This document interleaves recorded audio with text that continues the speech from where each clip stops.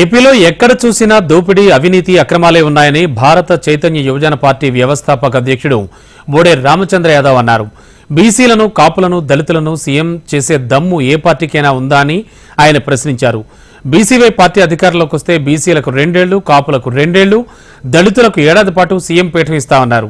రాయలసీమను ఇక్కడ ముఖ్యమంత్రులే నిర్లక్ష్యం చేశారని చెప్పారు. బీసీవై పార్టీకి ఓసారి అధికారం ఇవ్వాలంటూ కోరారు ఆయన. తప్పుడు హామీలతో అధికారంలోకి వచ్చిన జగన్ ప్రజలను నిండా ముంచారని ఆగ్రహం వ్యక్తం చేశారు. అనంతపురంలోని రుద్రంపేట బైపాస్ ఎగ్జిబిషన్ మైదానంలో బీసీవై పార్టీ ఆధ్వర్యంలో రాయలసీమ సింహగర్జన సభను ఏర్పాటు చేశారు. ఈ సభకు రామచంద్ర యాదవ్ ముఖ్య అతిథిగా పాల్గొని మాట్లాడారు.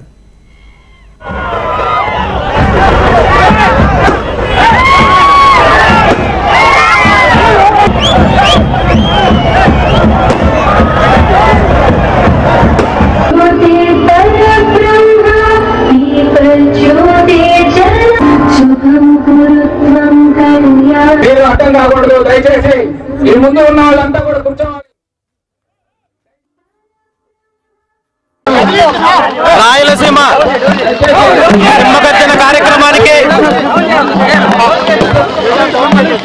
అన్ని జిల్లాల నుండి రైతులు, యువత, మహిళలు విచ్చేయడం జరిగింది. ఈ రాష్ట్రంలో సుదీర్ఘకాలం పాటు ఈ రాష్ట్రాన్ని పరిపాలించిన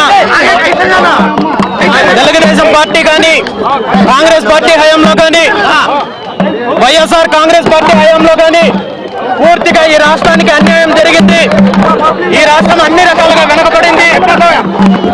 రైతులు మోసపోయారు, యువత మోసపోయారు, బీసీ, ఎస్సీ, ఎస్టీ, మైనారిటీ వర్గాలు మోసపోయారు.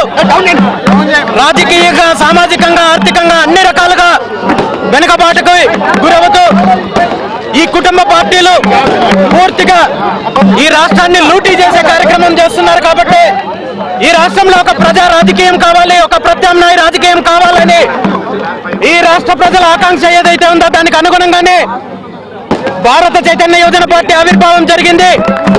వచ్చే 24 ఎన్నికల్లో, అసెంబ్లీ, పార్లమెంట్ ఎన్నికల్లో ఈ రాష్ట్రంలో ఒక ప్రత్యామ్నాయ శక్తిగా బీసీ యువజన పార్టీ ఆవిర్భవించబోతోంది.